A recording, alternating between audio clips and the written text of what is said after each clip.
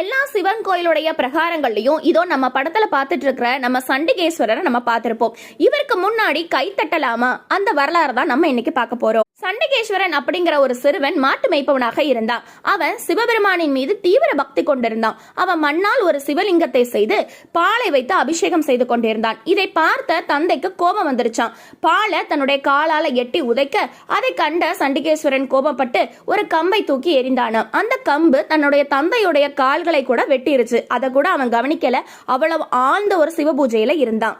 அச்சனமே எம்பெருமான் சிவபெருமான் அவர் முன் தோன்றி உனது பக்தியை நான் மெச்சினேன் என்று அவருக்கு தந்தைக்கு உயிரிமை கொடுத்து, அது மட்டுமல்ல சண்டிகேஸ்வரா, நீ எனது பிரகாரத்தில் எப்பொழுதும் வீற்றிருப்பாய்.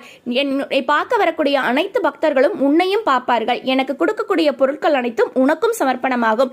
அது மட்டுமல்லங்க, நம்ம சண்டிகேஸ்வரரை பார்த்தா கை தட்டக்கூடாதுங்க. ஓம் நமச்சிவாய, ஓம் நமச்சிவாய, ஓம் நமச்சிவாய என்று 3 முறை